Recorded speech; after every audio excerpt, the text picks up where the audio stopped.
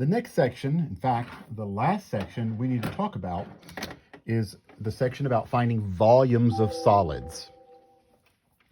And so I'm gonna end this video, run through some volumes, find some volumes, talk about the formulas. Now, don't panic, because you're taking this test at home with your notes and your book. You're not actually memorizing all of these formulas. You're figuring out how to use them. So the first volume we want to talk about is the volume of a prism. Now, a prism, that's a very technical term. You're probably used to a triangular prism from high school or middle school science that you sent light rays through and it made rainbows. But actually, a prism is any figure that has parallel bases that are polygons and rectangular sides. Let me show you with these game pieces what I mean by that. This is a trapezoidal prism.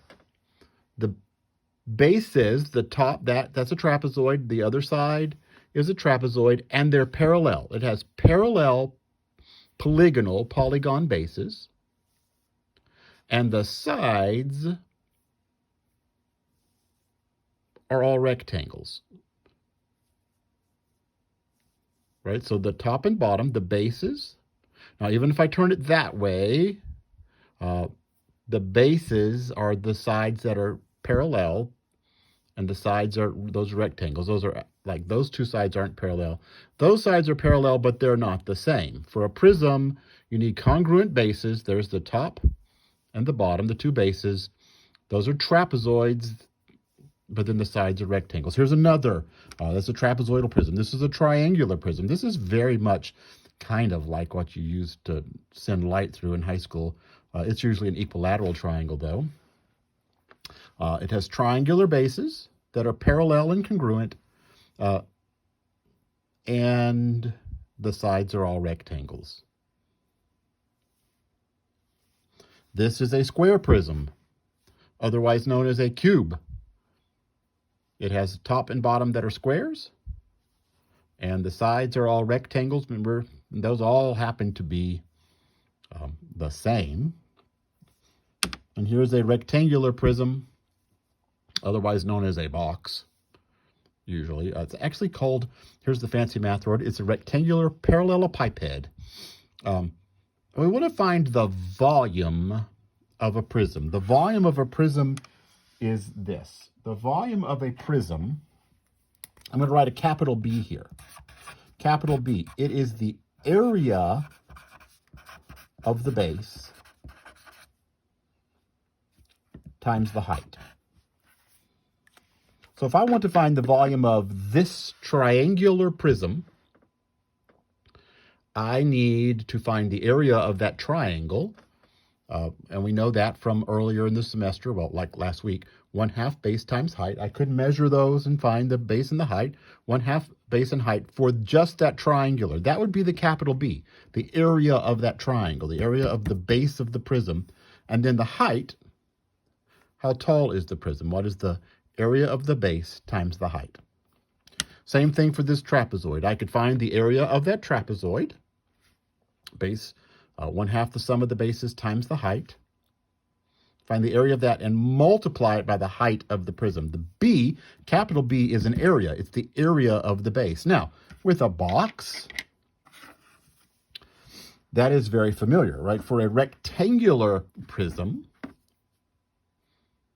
we know how to find the area of a box. It's the length times width, right? Length times width, the area of that rectangle, and then times the height. So for a very special prism, a box, right? The volume equals the length times the width times the height.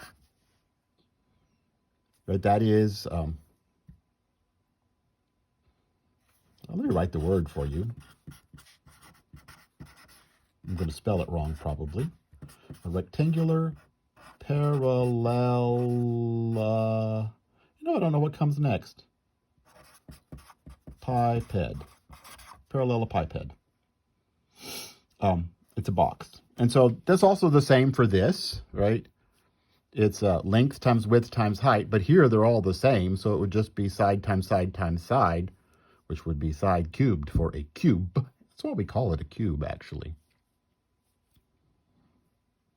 Okay, so I'm going to do an example real quick, and then I'll get a new video for the next topic. Here is a game. It's a two-player game where you're trying to control some things, and let's find the volume of this. It is a rectangular parallelepiped, so I need to know length times width times height. So the volume of this box is length. Let's see what the length of this box is. The length is stuff in the way. I'm getting length is 16 centimeters. 16 centimeters. And the width, let's measure across it. The width is, let's just say 11 centimeters. And the height,